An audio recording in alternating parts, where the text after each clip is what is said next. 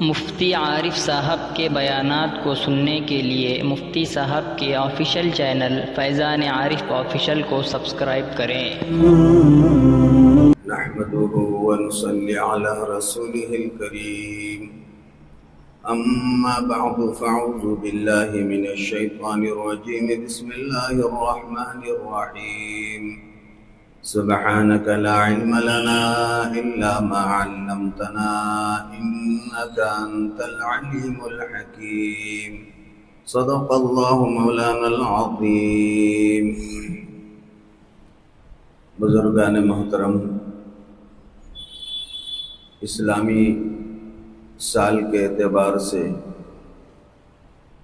اسلامی مہینوں میں یہ دوسرا مہینہ ماہ سفر المظفر سن 1447 ہجری چل رہا ہے، اور آج سفر المظفر کی 20 تاریخ۔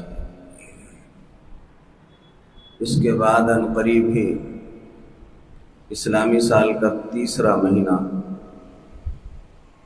ماہ ربیع الاول شروع ہونے والا ہے، جو بڑی رحمتوں والا، برکتوں والا، انوارات والا، اللہ کے پاس بھی اس کی ایک اہمیت ہے۔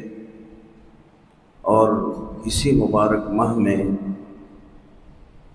جان کائنات حضرت سیدنا محمد الرسول اللہ صلی اللہ تعالی علیہ وسلم کی ولادت باسعادت ہوئی ہے۔ وہ ماہ ربیع الاول عنقریب آنے والا ہے، اس کی تفصیلات اس موقع پر عرض کی جاتی رہے گی۔ ابھی کچھ ضروری باتیں ماہ سفر میں اس وجہ سے عرض کرنی ہے، ہمارے بہت سارے بھائی حقیقتوں کو جاننے سے زیادہ غلط باتوں کو، جو قرآن، حدیث، سنت، شریعت سے ثابت نہیں ہے، اس پر عمل کرنے کو ضروری سمجھتے ہیں، اور غیر ضروری باتوں میں اپنے وقت کو بہت زیادہ ضائع کر دیتے ہیں۔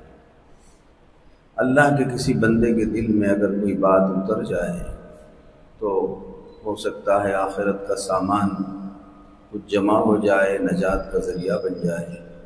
اس لیے وقت سے پہلے متوجہ کرنے کے لیے یہ چند ضروری گزارشات پیش کی جا رہی ہے۔ عام طور پر ہمارے شہر بیڑ میں ربیع الاول کی 2 تاریخ کو پورے شہر میں بہت سی جگہوں پر سندل نکالے جاتے ہیں، اور پھر 9 ربیع الاول کو عرس کرایا جاتا ہے، اور اس پر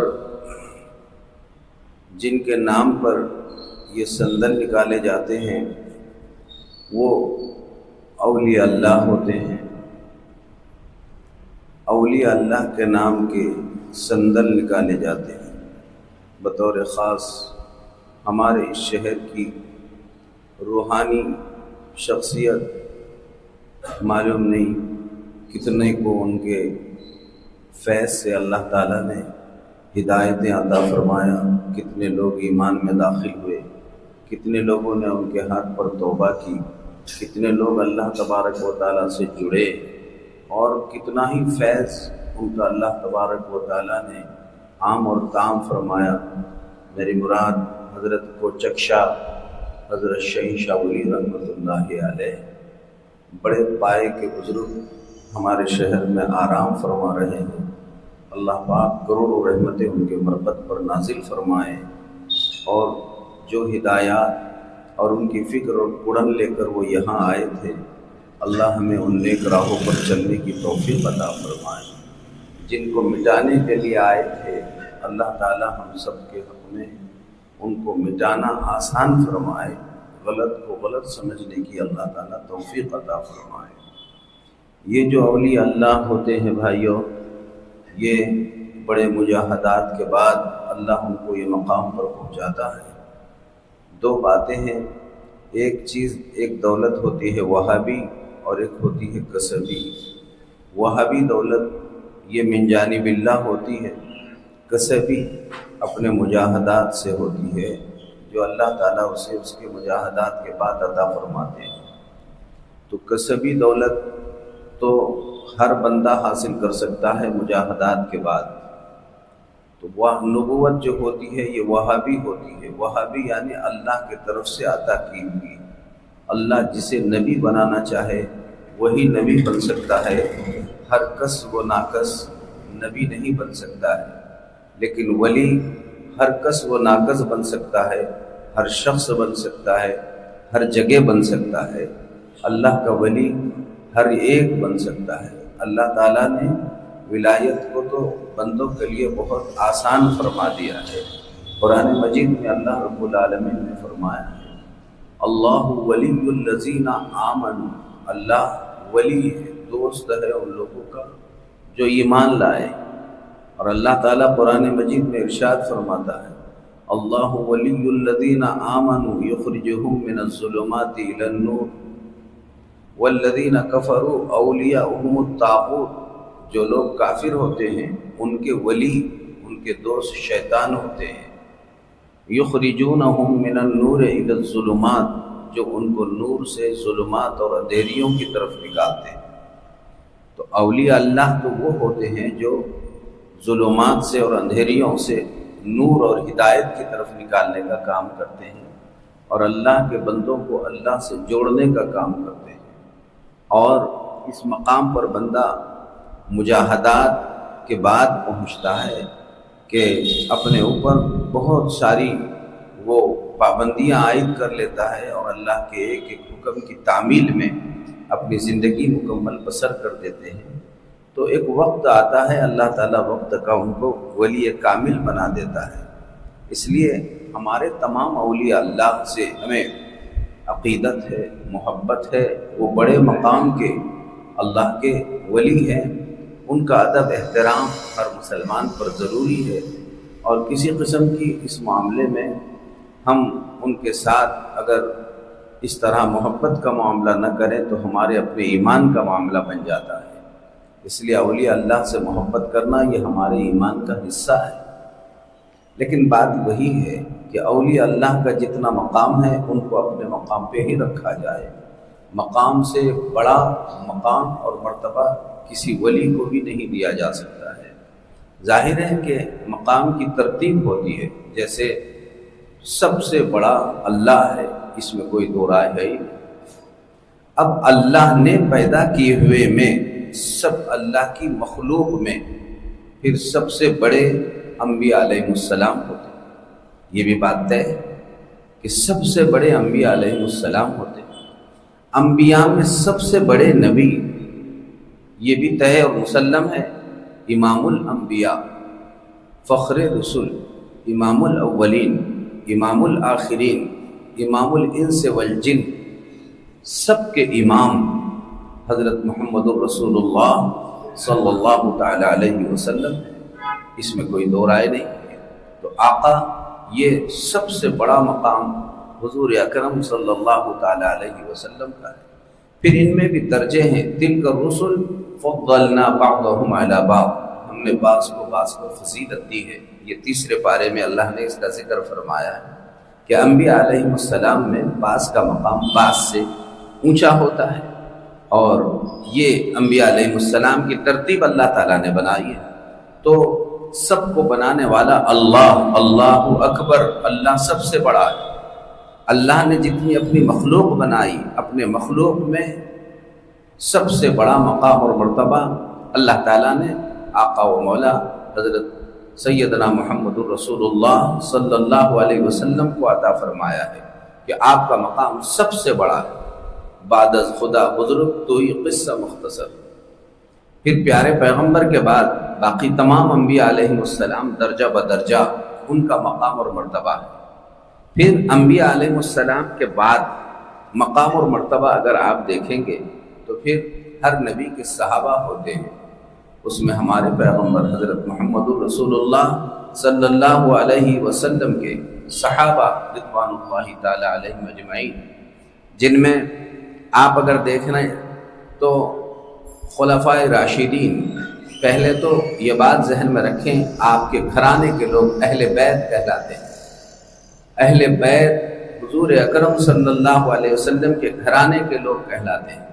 آپ کے گھرانے کے لوگوں میں آپ کی بنات رسول یعنی آپ کی بیٹیاں، آپ کے نواسے، ازواج مطہرات، حضور اکرم صلی اللہ علیہ وسلم کی بیویاں، تو آپ علیہ الصلوۃ والسلام کی بیٹیاں، آپ صلی اللہ علیہ وسلم کی بیویاں، آپ کے نواسے، بطور خاص حضرت علی مرتضیٰ رضی اللہ تعالی عنہ، یہ اہل بیت کہلاتے ہیں، جو حضور اکرم صلی اللہ علیہ وسلم کے گھرانے کے لوگ ہوتے ہیں۔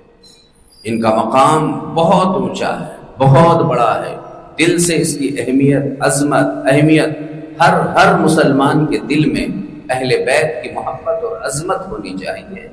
اور یہ ہمیں بتایا گیا کہ سب سے پہلے ہم اللہ، رسول اور اہل بیت کی محبت اپنی آل اولاد کو سکھائیں، اس کو سکھانے کا اہتمام کریں کہ یہ ہمارے نبی کے گھرانے کے لوگ ہیں۔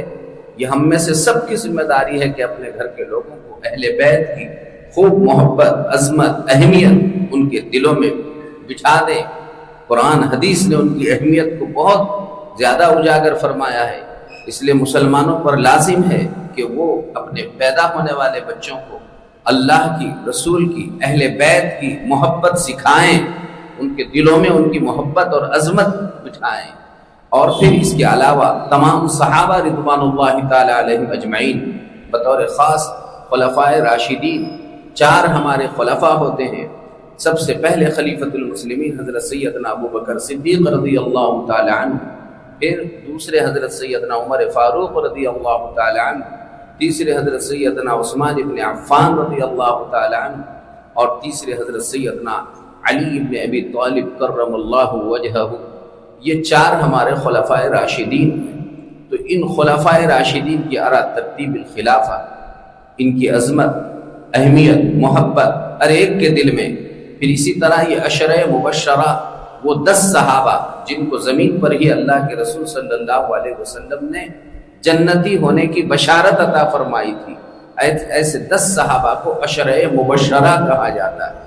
یہ عشرہ مبشرہ، پھر عشرہ مبشرہ کے ساتھ بدریین، وہ صحابہ جو اللہ کے رسول صلی اللہ علیہ وسلم کے ساتھ غزوہ بدر میں شریک ہوئے تھے، 313، ان کی بڑی فضیلت، 313 کے نام پڑھ کر اگر دعا کی جائے اللہ فوراً دعاؤں کو قبول فرما لیتا ہے۔ ان کے ناموں کی آج بھی یہ تاثیر اور برکت ہے کہ ان کے نام پڑھ کر اگر دعا مانگی جائے اللہ تبارک و تعالیٰ سے تو وہ بھی فوراً قبول ہو جاتی ہے اور باعث برکت ہوتی ہے۔ اس لیے وہ 313 صحابہ رضوان اللہ تعالی علیہم اجمعین، مہاجرین اولین، جنہوں نے جو ہے ہجرت کی حضور اکرم صلی اللہ علیہ وسلم کے ساتھ، وہ صحابہ، اور پھر فتح مکہ کے پہلے کے تمام صحابہ جنہوں نے مکہ فتح ہونے سے پہلے ایمان کو قبول کیا، اور ان کے بعد پھر فتح مکہ کے بعد کے صحابہ رضوان اللہ تعالی علیہم اجمعین۔ یہ سلسلہ اس طرح سے ہمارے لیے عظمتوں کا، اہمیتوں کا موجود ہے، وہ صحابہ رضوان اللہ علیہم اجمعین۔ تو دیکھیے ترتیب یہ چل رہی ہے، صحابہ میں بھی ترتیب، اور پھر اس میں فتح مکہ کے بعد کے تمام صحابہ رضوان اللہ علیہم اجمعین امت میں سب سے افضل ہے۔ اب کتنے ہی بڑے بڑے اولیاء اللہ، بزرگان دین، تمام علماء امت، سارے مسلمان ایک طرف، اور پیارے پیغمبر کے صحابہ ایک طرف، صحابی کے برابر اور کوئی نہیں ہو سکتا ہے۔ صحابہ کا اپنا ایک مقام اور مرتبہ ہے۔ ان کے بعد ہے پھر اب تابعین، وہ تابعین جنہوں نے کسی صحابی کو ایمان کی حالت میں دیکھا اور ایمان ہی کی حالت میں ان کی وفات ہو گئی ہو، ان کو تابعی کہا جاتا ہے۔ وہ تابعین، اور ان تابعین کے بعد پھر تبع تابعین، ان کے بعد والے وہ لوگ جنہوں نے کسی تابعی کو دیکھا ہو، وہ تابعی جنہوں نے صحابی کو دیکھا تھا، صحابی کو دیکھنے والے تابعی، اور تابعی کو دیکھنے والے تبع تابعی۔ یہ مقام، ان کا مقام مرتبہ پھر سب سے بڑا ہے۔ اور پیارے رسول صلی اللہ علیہ وسلم نے بشارت 3 زمانوں کی دی۔ خیر القرون قرنی، سب سے اچھا زمانہ اور اچھے لوگ میرے زمانے کے. تو حضور کے زمانہ، حضور کے بعد والا زمانہ اور اس کے بعد والا زمانہ، صحابہ، تابعین، تبع تابعین، یہ تین زمانوں کی باضابطہ گارنٹی دی گئی ہے.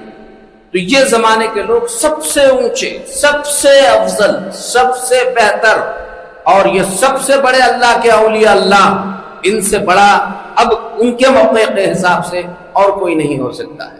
ان کے بعد پھر موقع محل کے اعتبار سے اب بعد کے زمانے کے تمام ہی ہمارے وہ اولیاء اللہ، بزرگان دین، مشائخ نظام، علماء، اہل اللہ، ان سب کا مقام اور مرتبہ بنتا ہے. ہم سب ذرا دھیان سے اپنی عقل کو ٹھکانے رکھ کر بھائیوں خاص طور پر یہاں پر یہ باتوں پر غور کریں. اگر اسلام میں سندل ہوتا، اگر اسلام میں عرس ہوتا، تو سب سے بڑا سندل، کائنات کی سب سے بڑی شخصیت پیغمبر حضور اکرم صلی اللہ علیہ وسلم ہے.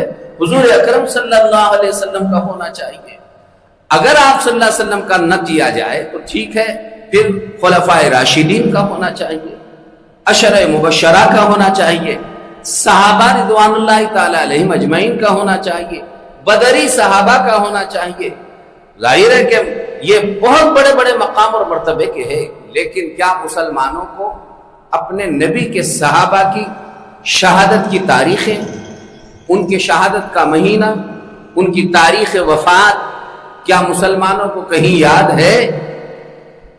ظاہر ہے کہ یاد بھی نہیں ہے. جو بڑے ہیں مقام میں، مرتبے میں، اہمیت میں، حیثیت میں، ہر اعتبار سے بڑے، لیکن ہمارے پاس ابھی تک ان کا نام معلوم ہے، نہ مقام معلوم ہے، نہ تاریخ شہادت یاد ہے، نہ تاریخ وفات یاد ہے. تو کتنے ہی لوگ، اور کتنوں کو تو یہ بھی پتا نہیں کہ کس کی مزار کہاں ہے، ان کی قبر کہاں بنی ہوئی، یہ بھی کسی کو پتا نہیں ہے. اب آپ اندازہ لگائیے، وہ بڑوں میں اللہ نے ان کو بڑا بنایا، پھر بھی ان کا کہیں سندل نہیں، ان کا کہیں عرس نہیں، ان کے نام پر کہیں ڈھول نہیں بجے، تاشے نہیں بجے، قوالیاں نہیں گائی گئی، ان کے نام پر کہیں چادریں نہیں چڑھائی گئی. اب اگر بعد میں کوئی ایسا کر رہا ہے تو میں پورے ہمارے نوجوانوں کو خصوصاً اور پوری امت کو اس بات کے ذریعے سے اس بات پر دعوت غور و فکر دینا چاہتا ہوں کہ میرے بھائیوں پھر آپ غور کریں، انصاف سے سوچیں. اگر ہم نے بعد والوں کے بارے میں ایسا کیا اور بڑوں کو چھوڑ دیا تو پھر اس میں بڑوں کا مرتبہ مارا نہیں جا رہا. اب اگر یہ کوئی شرعی چیز ہوتی تو ایک صحابی کا بھی عرس اور سندل نہیں چھوٹنا چاہیے، ایک تابعی کا نہیں چھوٹنا چاہیے، ایک تبع تابعی کا نہیں چھوٹنا چاہیے، کیونکہ وہ بڑوں میں بہت بڑے تھے.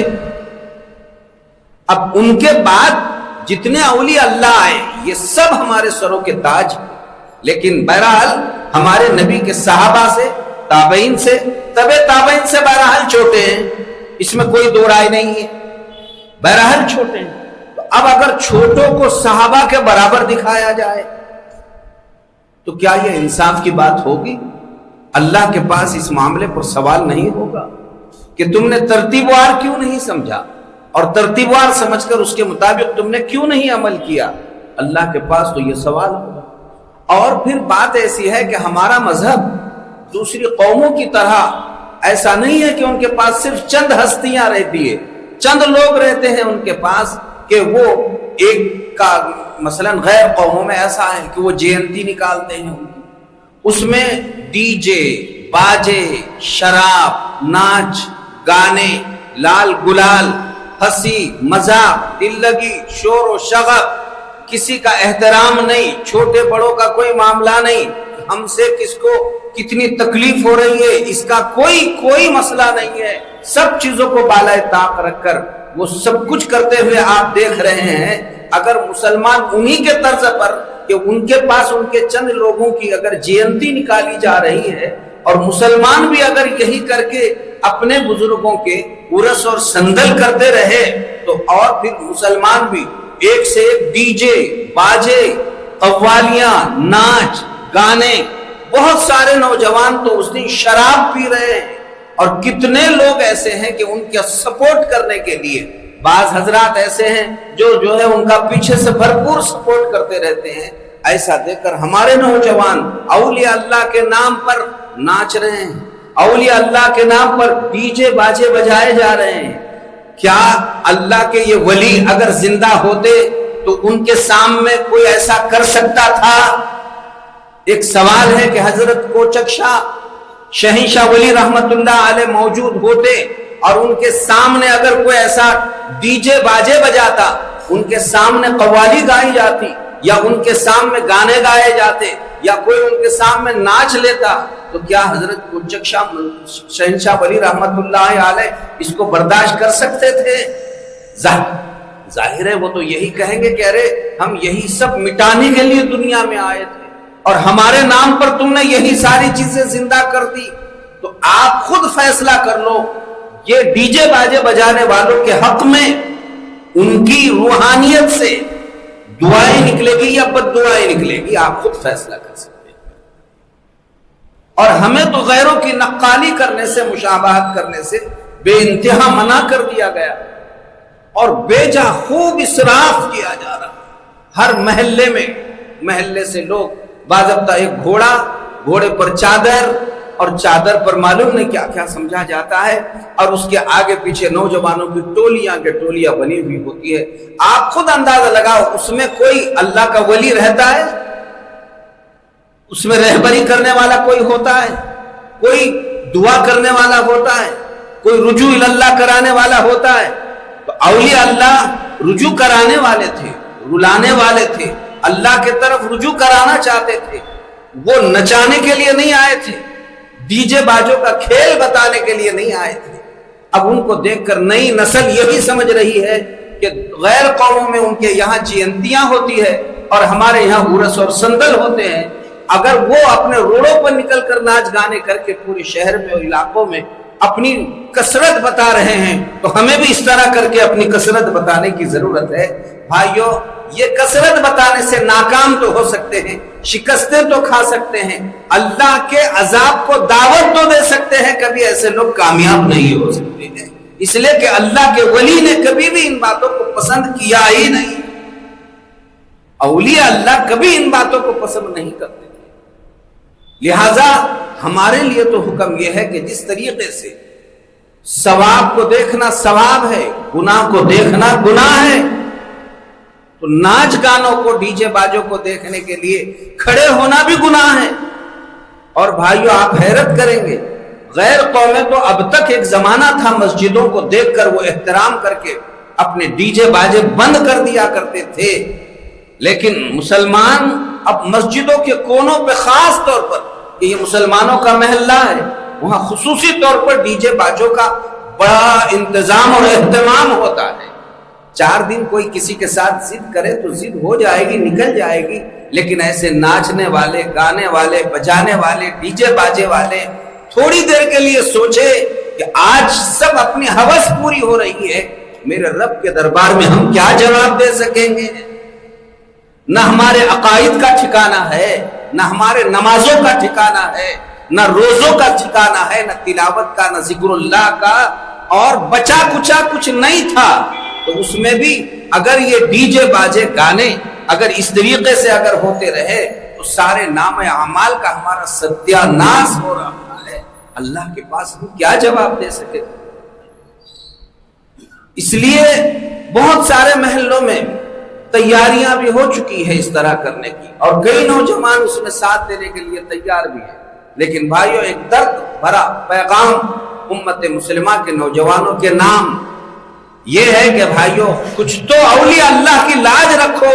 وہ اولیاء اللہ ہے. ہماری ماں اور باپ کی اگر قبر ہے تو اپنے ماں اور باپ کے نام پر کوئی ناچ سکتا ہے؟ کوئی اپنے ماں باپ کے نام پر ڈی جے باجے بجا سکتا ہے؟ جب ماں باپ اتنے بڑے کہ ان کے نام پر نہیں, تو اولیاء اللہ اتنے گر گئے کہ ان کے نام پہ ڈی جے باجے بجائے جائے.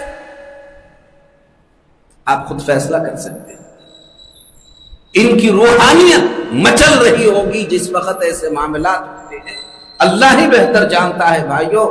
اس لیے ہمارے نوجوانوں سے بہت درد بھری گزارش کہ وہ باز آ جائے.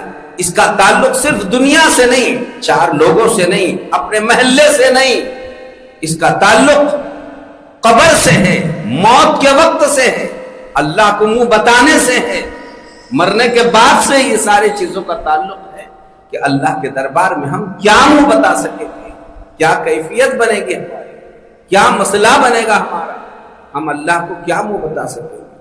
ہر محلے میں محلہ واری لوگ ان باتوں پر غور کریں، اپنے اپنے محلے میں. جو بچ سکتے ہیں بچے، روک سکتے ہیں رکے، رکا سکتے ہیں رکائیں. اور محبت پیار کے ساتھ بھائیوں، مسئلہ آخرت کا ہے، مسئلہ اللہ کو منہ بتانے کا ہے. اور پھر یہ تو بات یہاں ہو گئی. ابھی سندل میں تو ڈی جے باجے بجا کے لے جا رہے ہیں. وہ قبرستان میں وہاں آپ دیکھیں حضرت کوچک شاہ شہنشاہ ولی رحمت اللہ علیہ کے درگاہ پر اس کے 1 ہفتے کے بعد ہی وہاں جو عرس کی شکل بن جاتی ہے، اللہ اکبر، قوالیاں گانے والیاں، ایسی فحش قسم کی عورتیں مرد وہاں سارے جمع ہوتے ہیں، تالیاں پیٹی جاتی ہیں، سیٹیاں بجائے جاتے ہیں، محرم نامحرم اور مرد عورتیں سب کا اختلاط اور بازار گرم ہوتا ہے. ارے وہ قبرستان ہے، عبرت کی جگہ ہے، یہ عبرت کی جا ہے، تماشا نہیں ہے. یہ عبرت کی جا ہے، تماشا نہیں ہے، جگہ جی لگانے کی دنیا نہیں ہے. یہ عبرت کی جا ہے، تماشا نہیں ہے.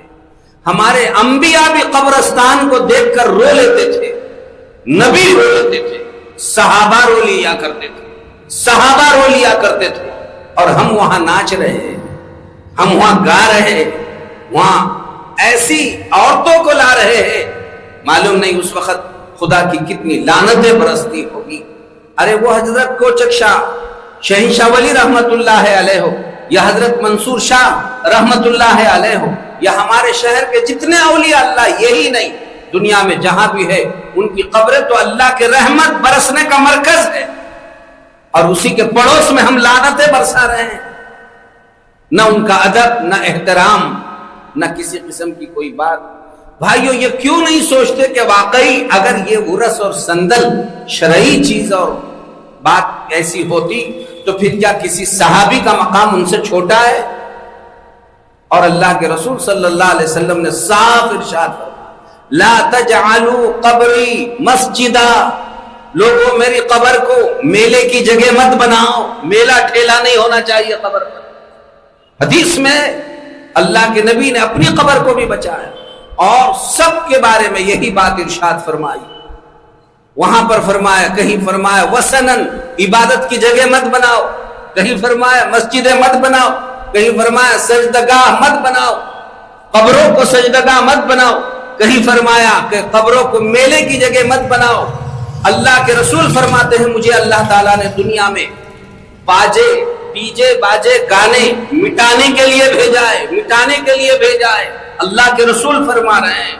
اور ہمارا نوجوان ڈی جے باجے گانے یہ آباد کرنے کے لیے باضابطہ میلے کر رہا. اور پھر کس کے نام پر؟ اگر کوئی شیطان کے نام پہ ناچے تو وہ اس کا ذمہ دار ہوتا تھا. بھائیو اولیاء اللہ کے نام پر اللہ، بہت خطرے کی بات ہے، خطرے کی گھنٹی ہے، خطرناک بات ہے میرے بھائیو. اولیاء اللہ اتنے نیچے اترے ہوئے نہیں ہے کہ محلہ محلہ جینتی کی طرح سے ہم اولیاء اللہ کے ناموں پر اس طریقے سے ڈی جے باجے بجائے اور ان کی توہین کرے. بھائیو ہم کو خود اپنے زندگی کا جواب دینا مشکل ہے، تو اولیاء اللہ کی توہین کے بارے میں ہم اللہ کو کیا جواب دے سکتے؟ ہم توہین صرف یہ سمجھتے ہیں کہ کوئی قبر کو اکھاڑ دے، قبر کو گرا دے، یہی توہین ہے. ارے اس سے بڑی توہین تو ان کے شان میں گستاخی کرنا ہے کہ جس کو وہ مٹانے کو آئے تھے آپ اسی کو زندہ کرنے میں لگے ہوئے. یہ بات اچھی طرح سمجھنے سے تعلق ہے. بہت سارے محلوں میں ہمارے وہ مسلمان نوجوان، خاص طور پر محلوں میں ہمارے کتنے ہی کام کرنے والے ورکر، خدمتگار لوگ ہیں، وہ خدمت سمجھ کر بہت سارے چندے ایسے پیسوں میں دے دیتے. کونسلر محلوں کے بہت سارے ہمارے محلے سے نکل رہا بول کے بھرپور ساتھ دے دیتے ہیں. بہت سارے جگہوں پر تو بہت سارے آمدار خاصدار قسم کے لوگوں کا بھی اس معاملے میں بڑا بڑا تعاون ملتا رہتا ہے. بھائیوں بد دعائیں لینے سے کبھی کامیابی نہیں مل سکتی ہے، یہ اللہ کا فیصلہ ہے۔ ظاہر ہے کہ اللہ تبارک و تعالی نے ان چیزوں کو روکنے کے لیے ہی تو نبیوں کو بھیجا ہے۔ اب کوئی کہے کہ اس سے میری شہرت ہوگی، بالکل نہیں ہوگی، ناکامی ہو سکتی ہے، کامیابی کبھی نہیں مل سکتی ہے، کبھی نہیں مل سکتی ہے۔ ظاہر ہے کہ اللہ تعالیٰ نے یہ ساری چیزوں کو روکنے ہی کے لیے ہم کو آپ کو سب کو دنیا میں پیدا فرمایا۔